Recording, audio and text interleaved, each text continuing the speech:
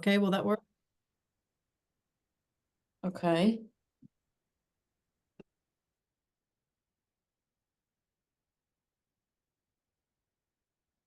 All right, participants, here we go.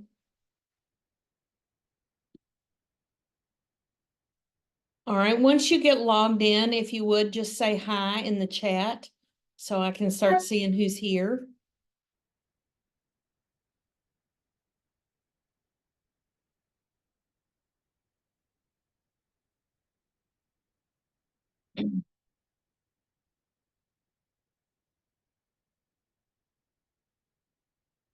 Okay, some familiar names in there.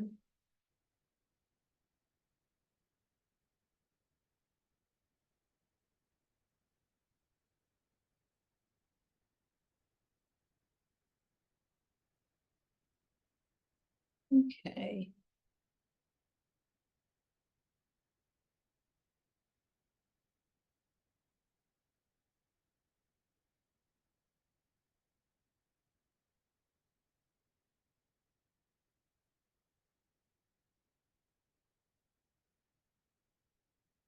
Wait a couple more minutes. I didn't have a chance to look this morning to see if anybody else had signed up. Just as you log in, please just say hi in the chat. Sometimes the name of the person watching does not necessarily match the name on the participants. You might be registered under somebody else's name or somebody else's device.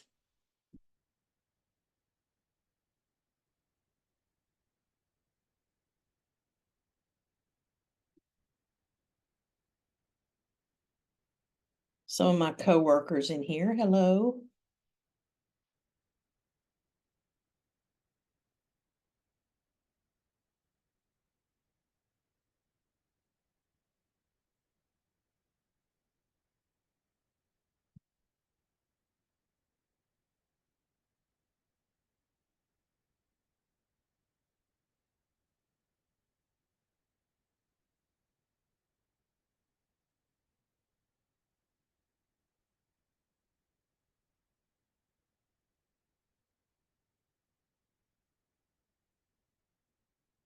Nikia, Chris, Tony, Nikki, Abigail, Albert, Charlie. All right, we'll wait a couple more minutes.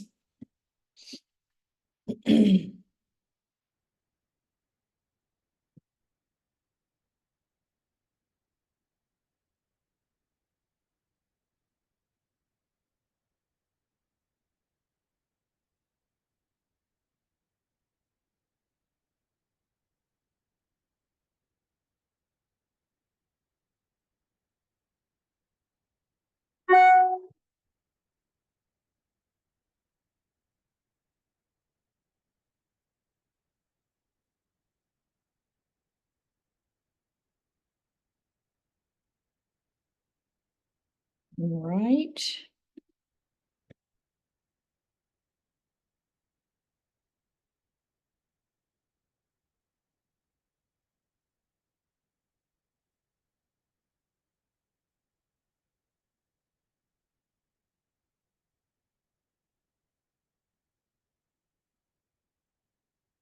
Well, let's get started then and not take up anybody else's time on waiting. I'm sure more people will log in here soon.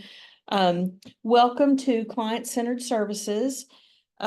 We have Cindy Manginelli from National Healthcare for the Homeless Council, who has been with us in the past and has done some wonderful things, given us some wonderful information, and been a big help and support to what we do here in Louisville. And she's in Nashville, so kind of a sister city in our part of the country here. So I'm going to turn it over to her and let her talk to us, and then I'll wrap up at the end with a few closing comments. So it's all yours. Thanks. Hello, everyone. It's really good to be back with you all and back here thinking about what's going on in Louisville and all the amazing things that you all are doing there. I'm going to share my screen here. So if you're not familiar with the council, the National Healthcare for the Homeless Council is let me get set up here. We are a national training and technical assistance program. And so we do trainings like this, publications, webinars, all kinds of materials at the intersection of healthcare and homelessness. We also have committees and networks and all different kind of groups that people can join and make connections. So if you're not familiar with the council, I'd encourage you to go to our website. It's right here at the end of my email address, nhchc.org. Also, I'm happy to talk more about the training we're doing today. If you want more resources, if you have thoughts, feedback, feel free to email and we can talk more. If you're looking for others that could give more information about specific aspects of this, happy to make connections there. So today we're going to talk about client-centered homeless services. And this is a broad topic. I think even if we're really familiar with this idea of client-centered homeless services, this is one of those topics that, to me, those of us in the field that are doing this work should regularly pause and think, am I still doing this? Am I still operating out of a client-centered base? And we get so busy, we get so driven, doing important things, doing caring, loving things, that this is one of those areas for me where we can kind of default back into operating out of what makes the most sense, what's logical, the checklist, what we have to do, what funders want. And it's very easy. In fact, I would even say we're sometimes encouraged by the systems to kind of move out of client-centered services into other ways of operating. And so that's what we're going to talk about today. And I'm hoping that this will be create a little bit of pause and give you kind of something to think about, talk with your team about, is this still the way that we're operating and how can we know that? I would encourage you, I'm not going to be watching the chat, but feel free to add comments in the chat if there are things that you think of, examples that you think of, points you want to make, please put them in the chat. We may not reference them in front of the whole group, but that can be a way that you all interact and we're all learning from each other, even if it's not something that's said openly. This picture represents Cassandra. Cassandra, that's not her, it just represents her. But when I think about client-centered services and that shift that I mentioned earlier, I always think of Cassandra. I was working in a domestic violence shelter as a children's counselor, I guess probably 15 years ago now. And it was this time of year, and this time of year was very busy in the shelter because we had a 50-bed shelter and we served women and women with children who had someone actively looking for them with the intent to cause them harm. So it was a confidential shelter. It was an unlabeled building. And every family that came in during the summer, we had to get their kids enrolled in school and make sure that there was a plan in place for that. And because of the nature of the shelter, very often they were being withdrawn from one school and put in another school. And sometimes we were trying to do that without any mail being sent to their original residence and without dad being part of it. This was a women's shelter, so we were working with moms. And so you can imagine it was fairly complicated. And we had to arrange, not only get their kids enrolled in school, but make sure they were going to have their immunizations. We had to find a way for transportation and school supplies and uniforms. And it was a big deal. And it was one of those times of year in shelter where I would wake up in the morning going, who else came in last night? I felt this significant stress and pressure, got to get them enrolled, got to get it done, and just that feeling to me, that feeling of it's got to be done now, it's got to be done right, all these partners have to be told, mom has to be told, that pressure always can cause me to move away from client-based services, can always cause me to start making decisions and start filling out forms and moving at a pace that honestly, at the end of the day, doesn't include the client. And so that's what was happening when Cassandra came into shelter. I knew Cassandra well. She had been in shelter probably 6 or 7 times in the 3 or 4 years that I had been there at that point. Cassandra was extremely together, extremely organized, mid-30s, 5 children. She had been married to the same man for, I think, like 15 years. And in her words, sometimes they had times when their marriage was beautiful and romantic and they met each other's needs and they were happy. And then other times it was a nightmare. And, there had been domestic violence, acts of domestic violence committed both ways. It was just, it could be horrible. And so probably 5 or 6 times in 3 or 4 years, Cassandra would come into shelter with her kids. We knew their kids, they knew us. So we'd kind of gotten to this routine of, okay, it's Cassandra and her kids. And, I knew what grades they were in. I knew where they went to school. I knew what alternative schools they'd been to. And so when Cassandra came in, I just, again, feeling this pressure, just immediately kind of went into get it done mode. And I was sitting in my office with a coworker, and I was getting all of her kids signed up for school, and my coworker Melissa was getting all the kids, was making sure all their TennCare was up to date for immunizations, when one of her kids ran into my office and said, "Mommy's hurt." And so we followed her to the kitchen, and she was hurt. She had a towel wrapped around her hand, and she'd been chopping some meat and had almost chopped her finger off. It was very bad. So she was holding it like this, and the towel was covered in blood. And she went to get another towel. And so Melissa and I were talking, and I said, I think I'm just gonna call 911. That's a lot of blood. And at that point, we weren't really supposed to transport clients. And so we talked to each other, and I went ahead and I called 911. I mean, there was a significant amount of blood. It looked pretty bad. So she came back in to where we were standing, and she said, "I'm obviously going to have to go to the hospital." She said, "First of all, before I go, I want to give you both some information about the children." And I interrupted her and I said, "No worries. I've just gotten the kids signed up for school. I just sent everything off to Metro Nashville Schools. Melissa has just updated all their TennCare, and we called 911. So an ambulance will come. You are all set." And I will never forget the look. I don't think the look on her face. I can remember what she was wearing. It made such a big impression on me.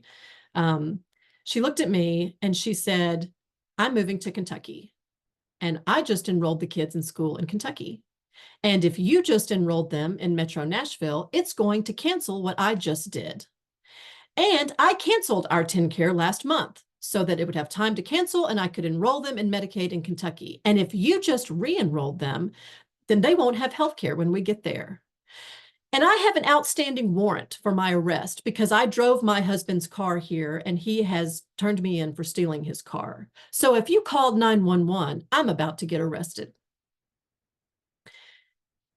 And I don't remember the exact words she said, and there was certainly justifiably some anger and some profanity in there, but she said, "Sometimes when you guys just get all worked up and decide you're going to help me, all you do is make things worse."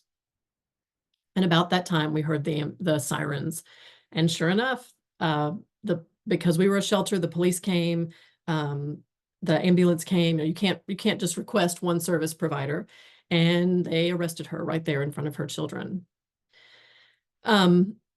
It was okay.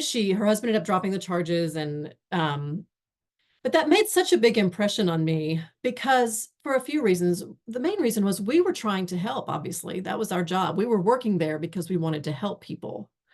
We were doing everything that we were doing out of compassion, out of a desire to help. We were doing the right things based on our job descriptions and the checklist we had and the outcomes that we were expected to meet. But we had totally taken Cassandra out of the equation. And that's really what we want to talk about today as we think about client-centered homeless services, is having a program where I, as an individual, where our agency, where our system, our coalition, as a community, our desire is to help people, to support people as they go about living their lives, right? And not taking over people's lives, telling them what they need to do, fixing their problems, treating them like children. And yet these two things can often be in tension.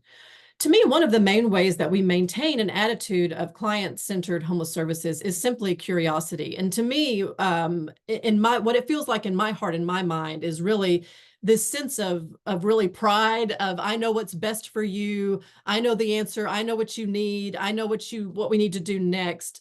Is really the opposite of that for me, I think, is curiosity. I wonder what's going on with Cassandra today. I wonder what plans she has. I wonder what I can do to help. I wonder what she needs. Those weren't questions that I asked. I was certain that I had the answer to all those questions. So curiosity is something we really have to cultivate in our agencies, in ourselves, in our coalition. What do people want? Where would people like to live? What kind of help would be useful at this point? And not always speaking as if we know the answer. And so we can cultivate curiosity in each other, in our meetings, and ourselves. But I think that's, if I had to sum this whole training into one thought, it would be that in general, as a society, we look at people that are homeless and we make so many assumptions. I know what's wrong with them, right? We may not do this as much as the general community, but we see someone on the side of the road holding a sign like, I know what got them there. I know what the solution is. If they just didn't use substances, if they just would work, if they just had finished school, if they just took their medicine, right? We don't tend to look at people that are homeless and say, hey, what's up? How can I help? What do you need? What are you doing today? Who are you? What's your name? We don't tend to have a lot of curiosity about people experiencing homelessness. I think we are the community members who bring that.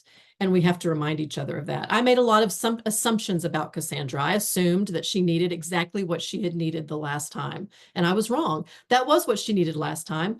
It's a new day, right? Her life has evolved. She's got new goals. She's got new plans. The children are in new situations. We tend to see someone and go, okay, I've got this person. I figured them out. I know what they need. This is their story. This is where they're going. And we tend to make a lot of assumptions. So constantly questioning those assumptions and leaning into curiosity versus assuming that I really know anything about what this person needs. I am working with adults who are the experts in what they want and need. And I'm not naive to the fact, we're going to talk more about this later, that this gets really tricky. And that sometimes someone who is struggling with severe mental illness, who is struggling with substance use, who is struggling with loss or grief or trauma, may really have a hard time, even in their own words, figuring out what they want and need. We've all had that feeling probably, where we were in the midst of something terrible happening to us, and someone comes up and goes, what do you need? Like, I don't even know. So how are you doing? I don't even know. And certainly we're working with individuals who may be in that place. And so that can be very tempting to say, all right, you can't tell me what you want or need, or what you say you want or need doesn't really make sense to me. So I'll fill in the gaps. Here's what you want. Here's what you need. And how do we balance that tension if someone can't tell us what they want or need? But the reality is most of the people that we're working with can. It may not be what we think they want or need, but this person is an expert on their life, right? And they are the ones who are ultimately going to have to live with the decisions they make. This is probably one of the most unfair aspects of unclient-centered services, is that we make decisions for people. I meet with someone for an hour. If I write out a plan and tell them what they're doing next and send them on their way and buy them that bus ticket or send them to that shelter or send them to that hospital or send them to that treatment center, they have to live with that, right? They're the ones that actually have to keep walking through that plan that I made. So client-centered services recognizes you're an adult, you know what you want and need, and you are the one who's living your life. And so therefore you're the one who knows best what you need to do next. Ultimately, in my mind, the real foundational question behind client-centered services is, how can I help? You have a plan, you have goals, you know what you want, you know what you need. How can I help? Is really, I think, a good way of coming back to that. The reality is, when I looked at Cassandra that day, I assumed that she was in the same set of, with the same goals, the same mindset, that all of her children were in the same place that they had been 6 months ago when I had seen her earlier. And I removed some of the complexity of being, of what it means to be a human being, right? Each one of us, we have a personal story. We have a sense of right and wrong. We have religious beliefs. We have our past trauma. We have those things that we're loyal to, and so many other components that make up who we are. And they all tie into each other. And they're constantly changing, right? As our circumstances change, as life teaches us new lessons, as we make new decisions, as we engage in new behaviors, as we make and break new relationships, all of these things form together. And of course, we know that there's a huge complexity about why we do what we do. We can't, our every move can't be predicted, right? We do things and sometimes can't even explain to someone, why did you do that? I don't know. right? And yet we tend to look at our clients and assume that that we know their story and that based on their story, this would be the next logical thing. Client-based services really take into account as much as we can the fact that people are complex. And every time we meet them, we're curious about what we can do to help, what their goals are, what they've been through. Client-centered services uniquely takes this into consideration.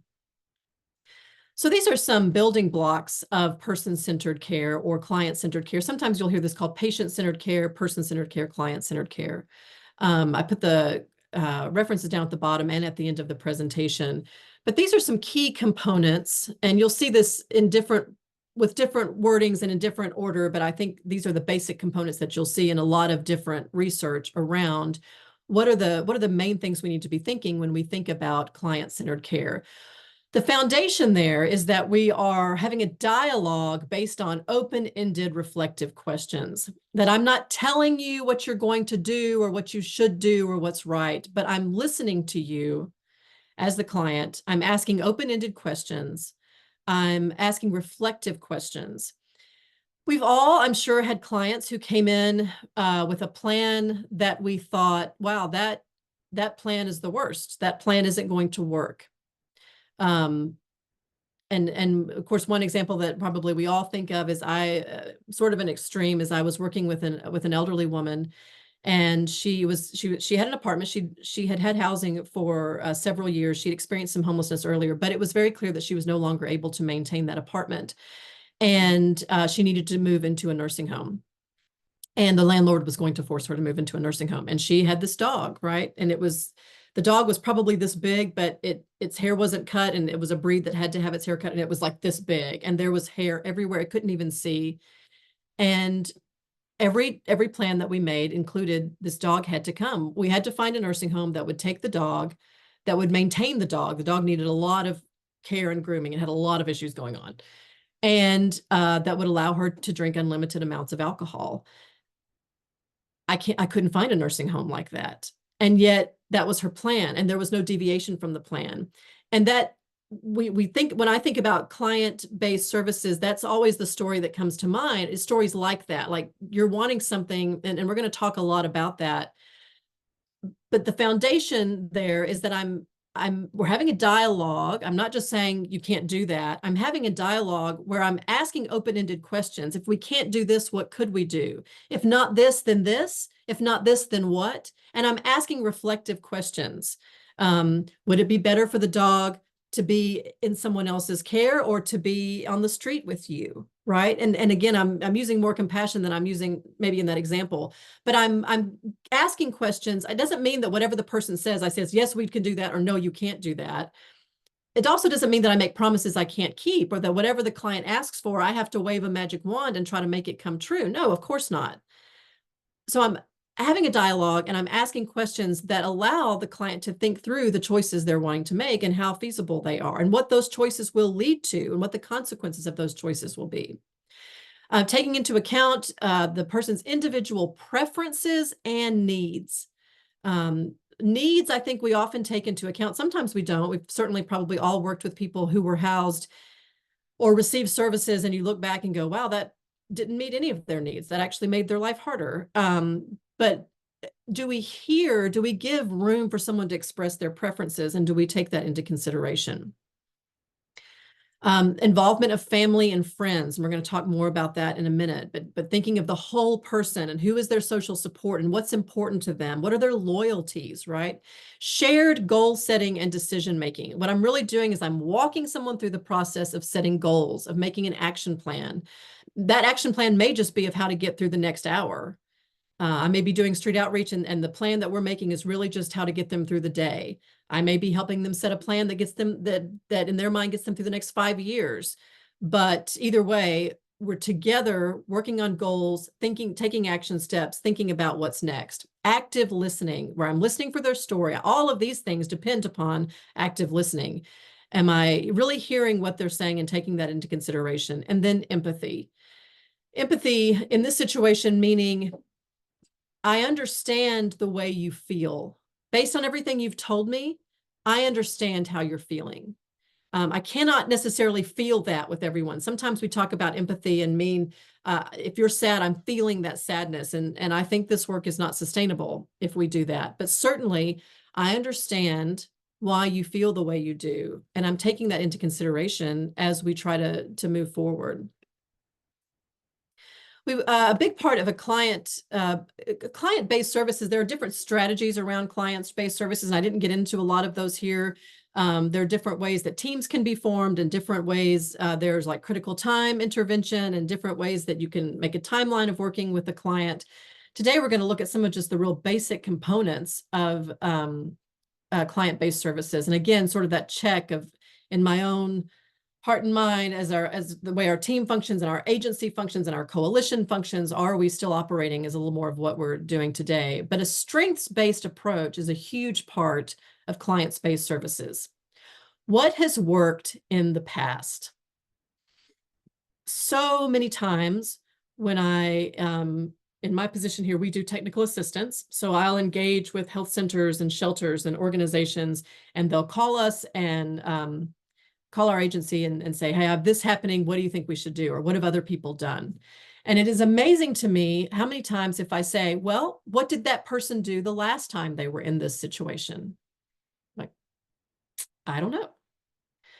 How often we try to reinvent the wheel, how often we try to start from scratch, as if this person walked into your office, has this problem, and you've got to fix it. And the reality is, we work with some of the most resilient people in the country and the world, right? And very often when I've said to a client, what do you normally do when this happens? Or what do you think we should do? Or what were you planning to do? Not in a derogatory way, but what do you think is your best plan? They'll say, oh yeah, that's a really good plan. Or yeah, I can see how that worked last time, right? So keeping in mind, this is someone who has managed to survive until they've gotten into your office. That may not be the way I would have coped or the way I would have solved the problem, but what have they done that's worked for them in the past? Where have they succeeded? How have they solved their own problems, right? We're pointing people back to that. Part of trauma and part of loss and grief means that I can be overwhelmed in the moment and not be able to reach for the resources to get me through, even though they are all around me. And so sometimes just saying to someone, you've been through this before, what did you do then? Helps someone to remember. And we're just pointing them back to the resources that they have and to the strengths that they have. Who has helped in the past? Again, is another big question. I do occasionally work with people who don't have any support system at all. Literally, they can't name one person that they could call or that they trust or that they love or that they feel like loves them. But that is fairly rare. There's a hospice in Chattanooga, Tennessee called Welcome Home, and it's a homeless hospice. And one of the things that they do is they work really hard to connect people experiencing homelessness with their family and friends because they're dying.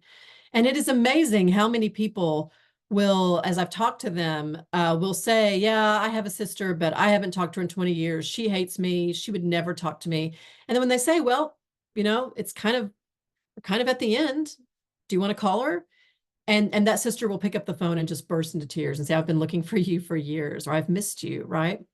So we see this a lot with youth sometimes, where there was some big fight and some big, not always, and it's heartbreaking when it's not, but sometimes re-engaging, family reunification and family re-engagement can be huge.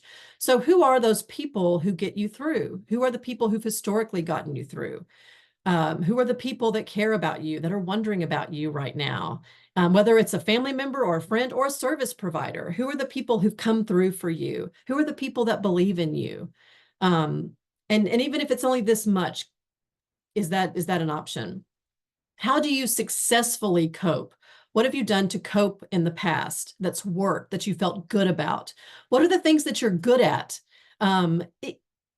It's interesting, even though some of these skills or passions or character traits may not directly lead to finding housing or finding a job or whatever their goals are, reminding someone of their own goodness, of their own importance, of their own value can also be part of a strengths-based approach, because it increases confidence and makes me think, you know what, I can do this. I can get through. I'm really good at this. I can do this. And people in their own hearts and minds will make those connections. So all of this is part of a strengths-based approach and part of client-based services. Part of what makes client-based services difficult is that many of the people that we're working with have lost the capacity to make decisions. We see this a lot in children experiencing homelessness. I used to do this when I was a children's counselor in shelter. I would say, "What's your favorite color?" "I don't know." "Well, what's your favorite food? What do you want to have for lunch today?"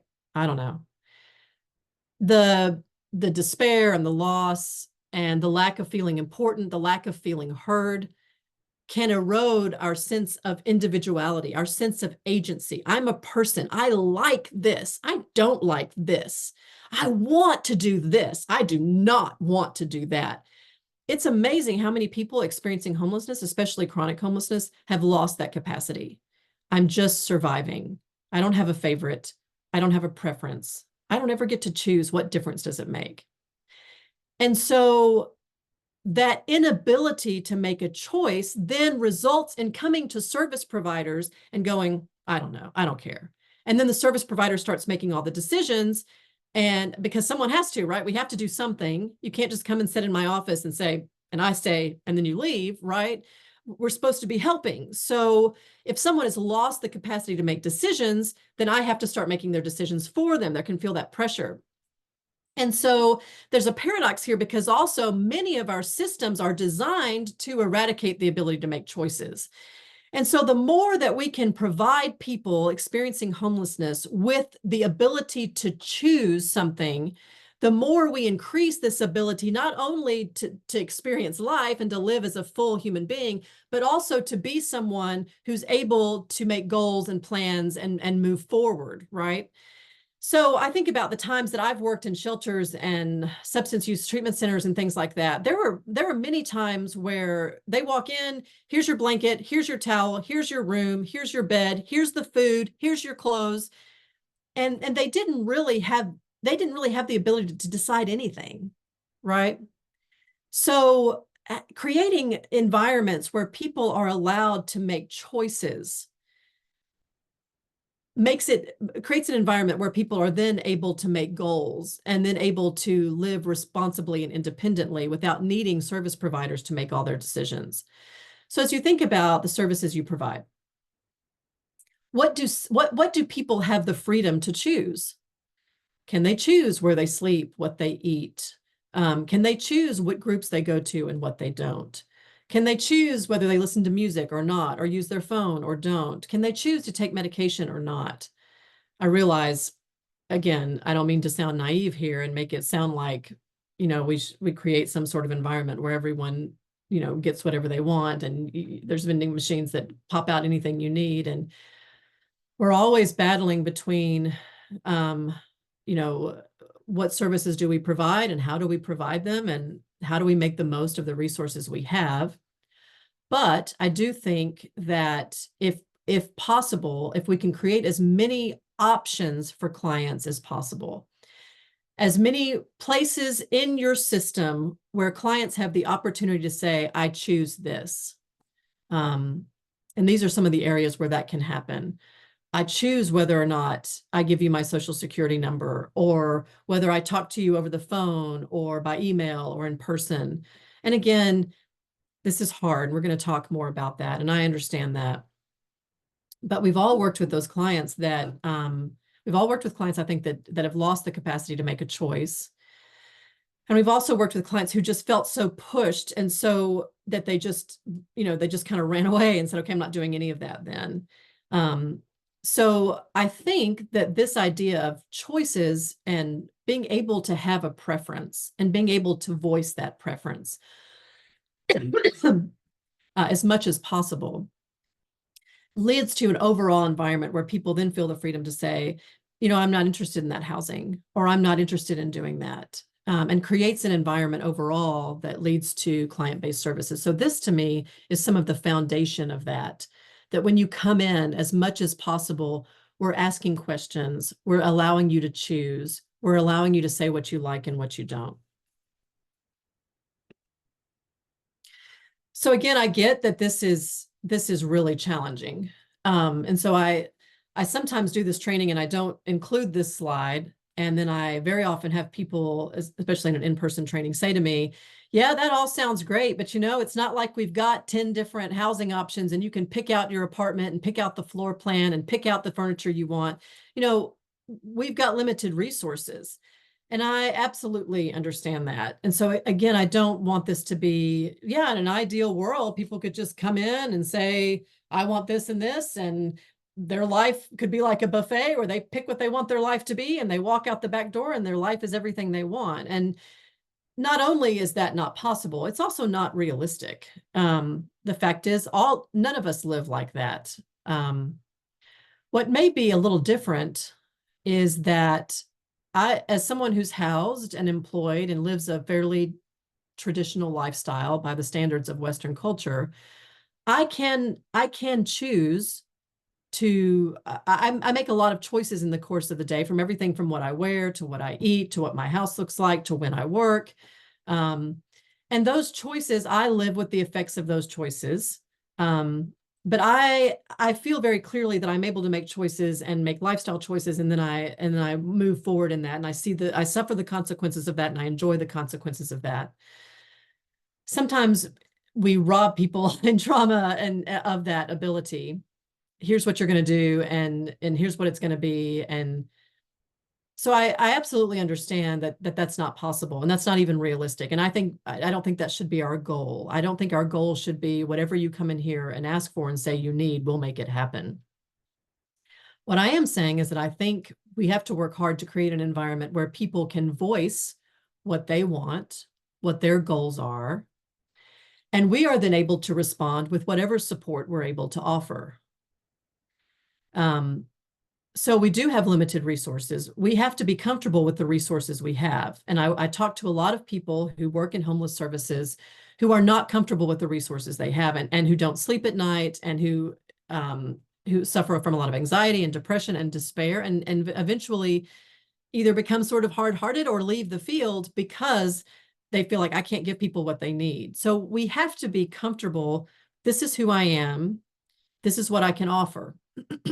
It's not everything you want. It's not everything you need, but this is what we have. And so we have to balance the reality of the resources we have. These are the resources we have. I still want to hear who you are and what you want and what you need, but this is the resources I have. These two things don't have to be in conflict. We can create an environment where we get to know you, where we're curious about you, where we don't assume anything about you, where you're able to talk about your goals and your plans and the barriers you're facing and the opportunities you're facing. And we can say, this is what we have. This is how I can fit into that story, right? I'm not taking over the story. I'm not telling you what's wrong with the story. I'm not solving everything. I think we might be able to help with some of that, right? Even though we have limited resources. A big challenge to this is limited time and energy for staff. And that is a very legitimate barrier to this. And so we have to think about in our own work plan and how we meet with clients and how we engage with them. And we have to think about how our agencies are structured, how our systems are structured. Is it possible to create time and capacity so that there are staff members who have the ability to be curious, to hear what people really are wanting, to practice empathy and open-ended conversations? And not every staff member may be able to do that. And I work with agencies that try to do that, where every staff member can stop everything and sit and have a 30-minute conversation. That may not be able to be the case, but there are some components of your program that do collect that information, that intentionally cultivate that curiosity is really important. But understandably, it may not be able to be everyone.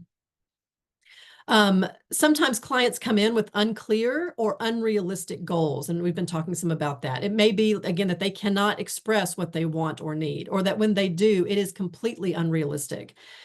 There is a component to this client-based services where there are clients that we have to look at and say, I think emotionally, or maybe intellectually, I'm looking at a 40-year-old, but I'm talking to a 10-year-old, right? And there can be a lot of reasons for that. Trauma can certainly cause someone to operate out of a real social and emotional immaturity. And that can be really challenging. Now, I'm not talking about clients where we really are saying you are not able to care for yourself. But in homeless services, we deal with a wide spectrum here. Even from day to day, we may talk to someone and they're able to clearly articulate goals and care for themselves. And then 2 days later, they seem to be someone totally different. So in client-based services, we do have to have a component of this that, of course, is assessing, is this person a danger to themselves or others? And that's a whole nother conversation, but I think it's something we have to at least mention here, that there are times when clients are perhaps because of severe mental illness, describing a scenario that doesn't match reality in any way. And again, based on this is what you're wanting, and that doesn't exist, what can we do to help? We do have this. This is not at all what you've described, but we do have this. Doesn't mean that I take over every aspect of their life, that I become their mom or I become their dad or their parole officer just because they have this extremely unrealistic view of reality or desires. I'm still offering what we have, right? And there is a real temptation to say, well, because you've described this, I'm going to take over and tell you what you want or need. We're always having to hold that intention. And of course, sometimes we have, just like we see in the housed community, your housing doesn't really affect your ability to sabotage yourself and to engage in self-destructive behaviors. And there's a whole lot of reasons why that can happen. I'm sure we've all had clients where we worked really hard. Someone said, this is my goal, and we worked really hard to help them reach that goal. We got them, I want to be in housing. We go through all the steps. They move in, and then 3 weeks later, they're back on the street for whatever reason. And so that can make client-based services feel really frustrating when you meet with them again and they say, oh, I want this same thing, or I want, like, that didn't work. Why are we doing it again? And how we talk about that is really important in this idea of client-based services. Again, I hear this is what you're wanting. I'm asking those reflective questions. And then I'm also saying, this is what we can do at this point. And I'm clearly matching that with what we have available. And then sometimes there are inflexible expectations from others, maybe our supervisor, maybe sometimes from ourselves, from funders, from systems, from all different outside voices may say, nope, they have to take this. Nope, it has to be like this. And so we have to find a way to balance that when we think about client-based services. And I think the best way to do that is just to be really clear. I understand that you want this, this, and this. Based on the resources we have and the funders we have and the system we have this. And I'm just really clear. You don't have to take this, but this is what we have. It sounds like, based on what you've said, that of the 3 options we have, maybe this one is best, but this is what we have. And I'm just very clear. I'm not trying to talk people into, well, this is why what you really want is this, right? I can be very clear about, you've got some big goals there. I think we can help in this way, right? Just constantly coming back to that being our message, but being really clear about the resources you have. It doesn't have to mean that I don't hear you. I'm not curious about you. I'm not asking questions. I'm not taking notes, even though I know we can't help with any of that. Part of client-based services comes down to, I'm not just interested in what I can do for you. I'm not just interested in housing you. I'm interested in you, right?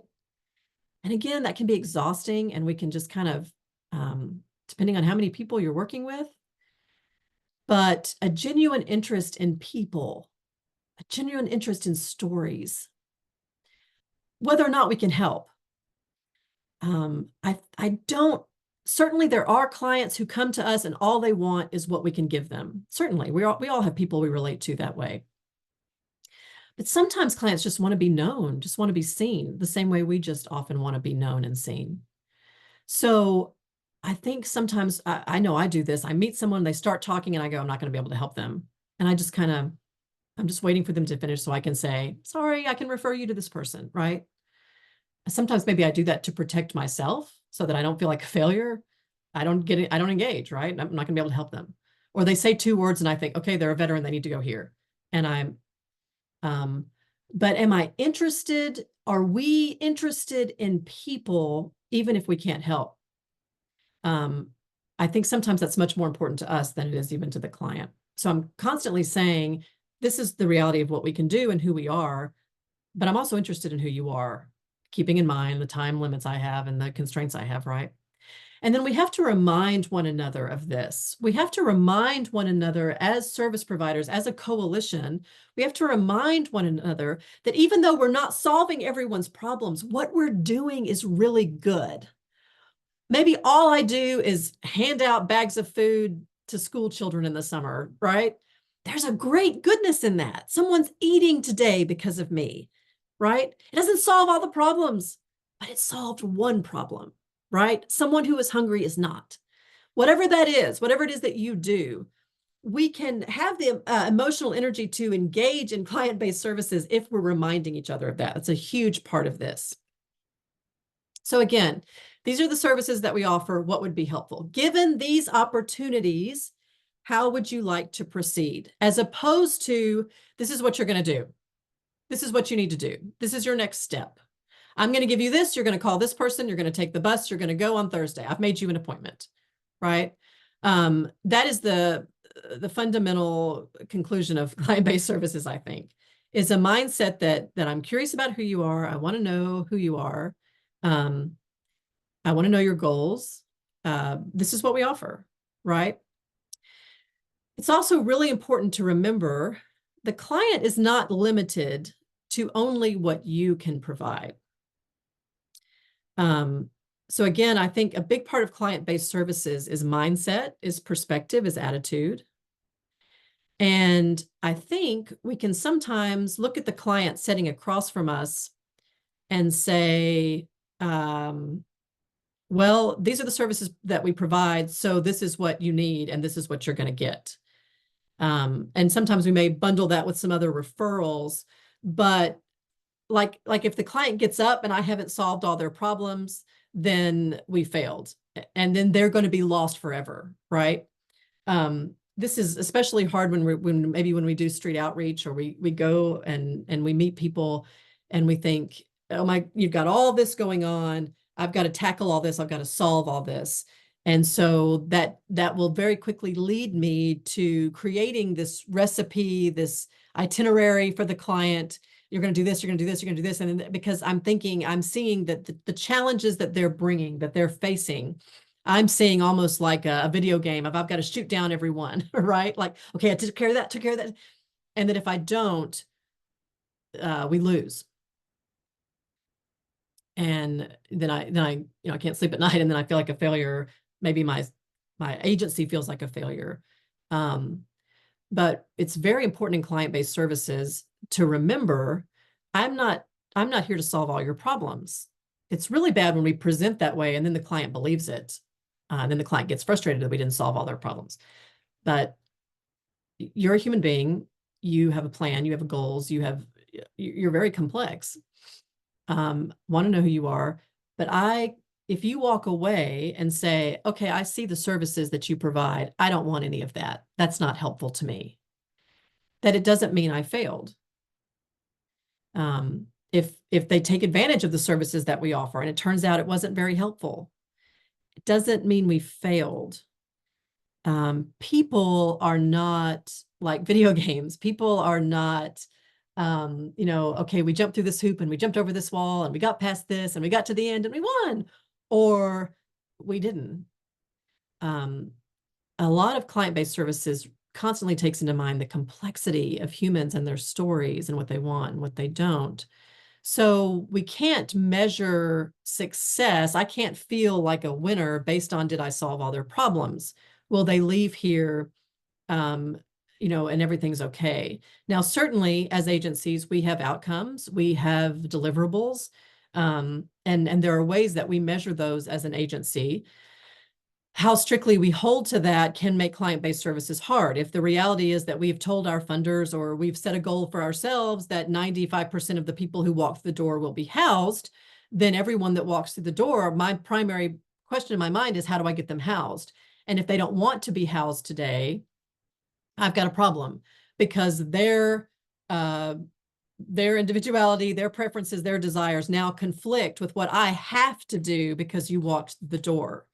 And so these are questions that we have to constantly be having within our agencies, within our coalitions, is how do we balance the tension between the promises we've made, the deliverables that we've committed to, and the fact that clients may not want that.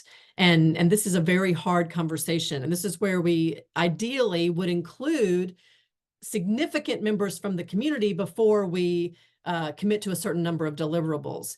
And even things that seem really obvious, like, well, everybody would want to be housed, that can get us into trouble if we have a significant number of people who, for whatever reason today, don't want to be housed. And so we constantly have to balance that tension. If we don't, then we will have to, everyone that walks in the door, say, well, I don't know what you think you want, but I'm telling you, you're going to be housed, or I'm telling you, you're going to get a physical, or whatever it is we've promised. And so some of this too is part of even funder education, to whatever role we can play a component in that. But how do we talk to funders about that? How do we talk amongst each other around that?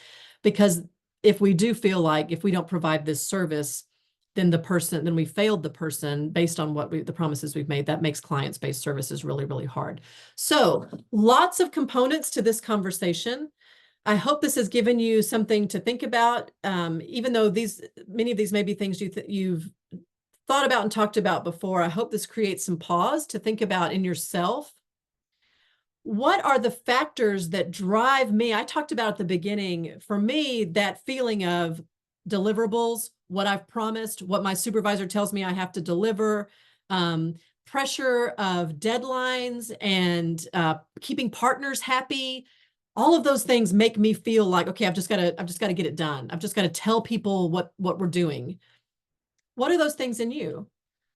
What are the things that drive you away from client-based services, where you realize I'm making plans for the client that they don't even know about? I'm signing their name. I'm moving at a pace that the client doesn't even know what appointments they have now. The client doesn't even, I'm talking to people about the client because they signed this, generic ROI, and they don't even know I've made this connection yet. I'm way out ahead of the client. Maybe I'm doing works for setting up things for clients I haven't even met yet, based on the file I got. Or what are those triggers that cause you to move away from client-based services? What are the systems that you operate in that discourage client-based services? What are the barriers to client-based services for you? When you think about your time and your resources, do you avoid disappointing clients or being honest about what you can provide because you don't feel good about it? These are things that I hope this training has given you some pause and giving you some things to think about. I'm happy to take questions for a few minutes if that would be appropriate, or how would you like to proceed? If people would just raise their hand, use the button, or put a question in the chat, we can do that.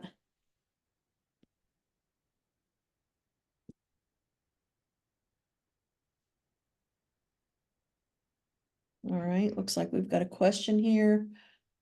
Oh, Nikki, thank you. Great information. Just a comment there.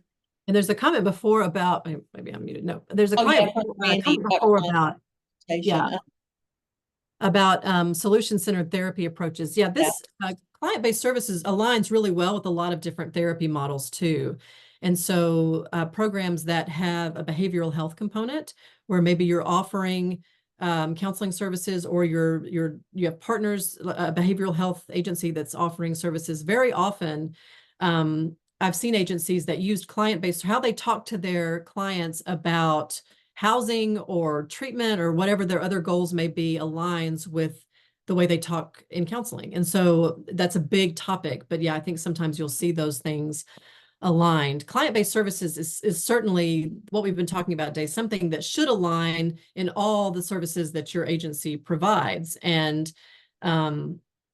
But there are ways that these things can very closely align, so that the client is learning in counseling some skills that then make them better equipped to make decisions about their own lives, and to pick out and to have preferences and to make choices. So yes, there are all kinds of ways that these things can be compatible. Yeah, it aligns well with trauma-informed care because it empowers the other person. It allows them to feel in control as much as they can. That it keeps them from feeling like they're a victim again or at the mercy of somebody else. That is huge. When we think about victims of domestic violence, when people think about people coming out of incarceration, people coming out of an institutional situation, these are situations where people have been told you will not make choices. You know, they've been robbed of the ability to make choices. That trauma, part of the trauma was you will not make choices. And so sometimes our services can accidentally do that too. So anytime we give a client a place to make a choice, and again, some people have lost that skill. Um, because of especially those situations come to mind. Sometimes youth and children, not been that's not been cultivated. Then this aligns really well with just becoming a person again and feeling like you have agency again. And I think we need to allow our clients to have the freedom to make bad choices sometimes. And if there are consequences to that, then they don't necessarily lose our services, that we are still available for them in other areas. That relationship is not necessarily severed because they don't want to apply for food stamps when we think that they should apply for food stamps. But, it's too much paperwork for too little amount of benefit, and it just is something that they don't want to do. Um, so we give them the freedom to make that choice, and it might not be the choice that we would make, but we don't make them lose their housing because they decline to apply for food stamps, something like that. Oh, that is huge. And of course, low barrier services can come into this. Although I've seen low barrier services that still weren't necessarily client based, but yes, I think what does someone have to do in order to receive services from you is a big question to ask in client based services.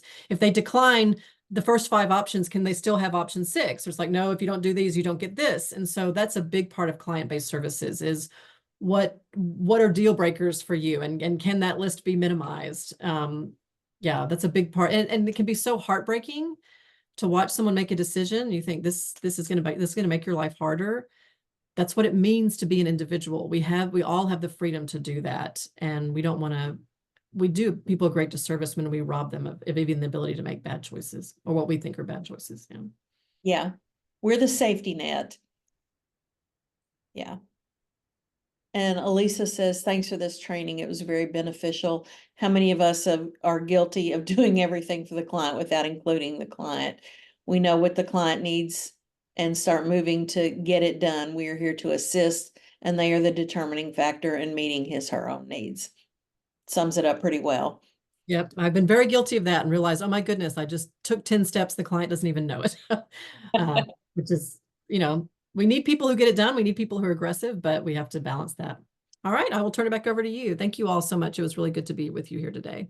Well, I really appreciate what you've offered us today. It was realistic. It was affirming your transparency in what the mistakes that you made along the way, but what you've learned from them, and how you use that to your advantage now to help your clients was beneficial to us, I think. So thank you for that.